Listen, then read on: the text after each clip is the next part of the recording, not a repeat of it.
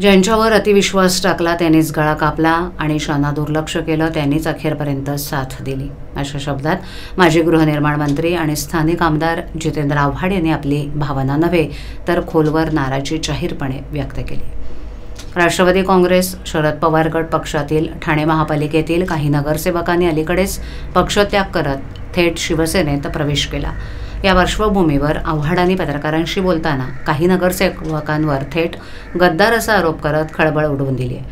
माझी मैत्री मंदारशी होती आणि तो फार स्पष्ट होता. त्यानं कधी माझ्याबरोबर राहून माझ्याच विरोधात काही केलं नाही, पण काही जण केवळ नाटक करत होते. मी दुसऱ्या खानदानावर जास्त विश्वास ठेवला आणि हेच माझ्या आयुष्यातलं सर्वात मोठं चुकलं, ते मला आता मान्य आहे, असं सांगत त्यांनी भावनिक कबुली दिली आहे. त्यांनी नाव न घेता श्रीकांत आणि मनोहर सळवी यांचा उल्लेख केला आणि म्हटलं, जेव्हा हा श्रीकांतला भेटायला जायचा तेव्हा मला सांगायचा. श्रीकांतलाही माहिती होतं हा माझ्याकडे. त्यांचं आमचं नातं निखळ आणि विश्वासाचं होतं, पण काही जणांनी माझ्यावर असलेली निष्ठा फसवली. त्यांनी पुढे म्हटले की माझ्या वडिलांविरोधात चुकीच्या इमारतींच्या कागदपत्रांची चौकशी होईल अशी भीती दाखवत मला वेठीस धरलं होतं, पण राजकारणात अशी खालची पातळी गाठली जाऊ नये. ठाण्यात राजकीय उलथापालथ सुरू असतानाच आव्हाड यांच्या या घणाघाती टीकेनं शिवसेनेत गेलेल्या नगरसेवकांना थेट इशारा दिला गेला. आगामी महापालिका निवडणुकीच्या पार्श्वभूमीवर या घडामोडींना अधिकच राजकीय वजन प्राप्त होते. कालची जुनी मैत्री होती, राजकीय मतभेद विसरून आज शुभेच्छा देण्याकरिता आलेला आहात. माझी मैत्री आहे, आमची मैत्री कायम आहे आणि माझ्या मैत्रीत आणि संबंधात कधी आणि हा फार स्पष्ट होता. हा इतरांसारखा गद्दार नव्हता. यांनी आत्मन कालाकांड नाही केली. श्रीकांत याचा मित्र होता हे मला माहिती होतं, पण ह्यांनी माझ्याशी कधी गद्दारी नाही केली. माझ्याबरोबर राहून माझीच वाजवण्याचं काम ह्यांनी कधी नाही. त्यामुळे याच्यावरती माझं प्रेम आहे.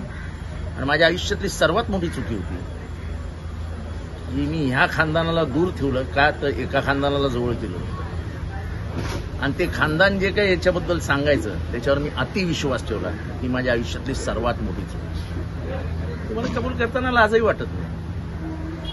त्याच्या वडिलांनी कशा बिल्डिंगी चुकीच्या बांधल्या आहेत, त्याच्यावर कशी इन्क्वायरी बसवली पाहिजे, त्याची कागदपत्र कशी जमा केली होती, सगळं मला माहिती आहे. या असल्या गोष्टी राजकारणात करायच्या नसतात आणि द्यायची साथ तर मरणापर्यंत द्यायची असते.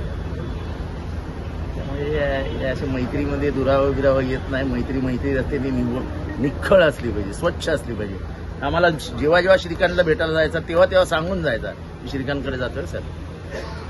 आणि श्रीकांतला पण माहिती होतं की हा माझ्याकडे आहे. ठीक आहे, नंतरच्या राजकारणामध्ये काय जे काय बदल झाले त्याला जावं लागलं. परंतु तुम्ही तुमच्या कळव्यातल्या वाचनांमध्ये अनेकदा उल्लेख केलेला आहे, केनी कुटुंबियांचा असेल किंवा साळवी कुटुंबियांचा असेल, यांनी मला नेहमी साथ दिली. हे बघा, मनोहर साळवी, कोण नेमकं गद्दार, नेमकं मनोहर साळवी या माणसाबद्दल मला आजही आदर आहे, उद्याही असेल आणि परवाही असेल. हा माझ्या जवळ होता, आहे आणि राहील. पण ज्यांनी माझ्या जवळ असल्याचं नाटक करून माझा गळा दाबला त्यांच्याबद्दल न बोललेलो. चला, जय हिंद, जय महाराज.